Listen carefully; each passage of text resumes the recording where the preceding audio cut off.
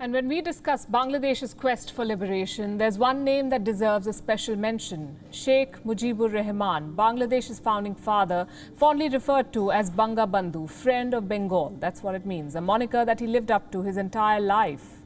And this is his story. Sheikh Mujibur Rahman was born on the 17th of March 1920. Last week was his birth centenary. His father was a court clerk in Gopalganj, a small district in the Bengal province of British India, now in Bangladesh. It is said that from a very young age, Mujibur Rahman showed signs of being a potential leader. Some accounts say that he organized a protest in school for the removal of an inefficient principal. But it was only in 1940 when his political journey truly began. Sheikh Mujib joined the All India Muslim Students Federation. Then in 1943, he joined the Bengal Muslim League. 4 years later, when India was partitioned in 1947, Mujibur Rahman, who was still quite young, chose to stay in the newly formed East Pakistan. He joined the East Pakistan AWAMI Muslim League. In 1963, he was made the head of the AWAMI League, and through his moving speeches and charismatic personality, he made it one of the largest political parties in Pakistan, on both sides of the border, in fact. Around the same time, there was growing discontent in East Pakistan, what is today Bangladesh, because Islamabad tried to impose Urdu on Bengali speakers. The Urdu-speaking elite looked down upon the Bengali-speaking majority. Plus, the Pakistani army left no opportunity to commit atrocities against Bengalis. So the big flashpoint came in 1970.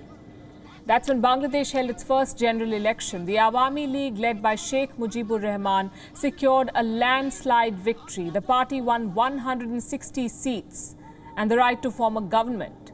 For Sheikh Mujibur Rahman, it also brought the right to become Prime Minister of his region. In Islamabad, the chairman of Pakistan People's Party, Zulfikar Ali Bhutto, refused to honor the mandate. He directed the army generals to crush the Bengali opposition. Troops from West Pakistan began pouring into the east. And on the night of March 25, 1971, a vicious crackdown began. Hundreds of Bengali nationalists were murdered. On March 26, Sheikh Mujibur Rahman was arrested. On the same day, he signed the official Declaration of Independence. This led to the Liberation War.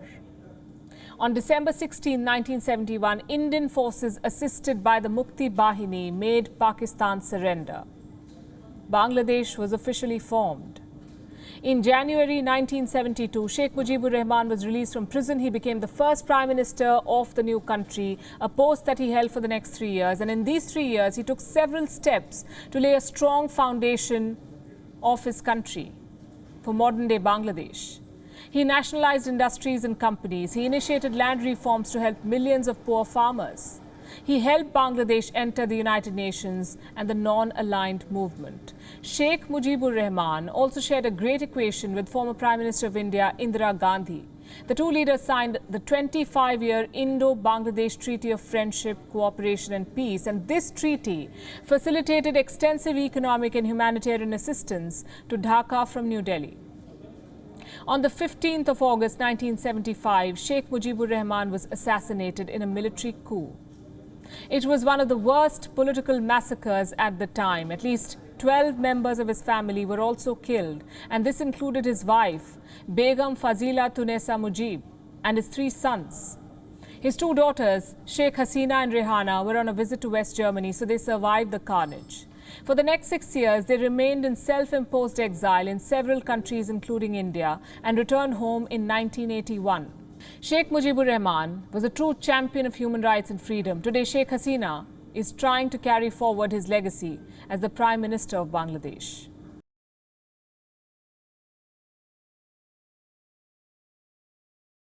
WION is now available in your country. Download the app now and get all the news on the move.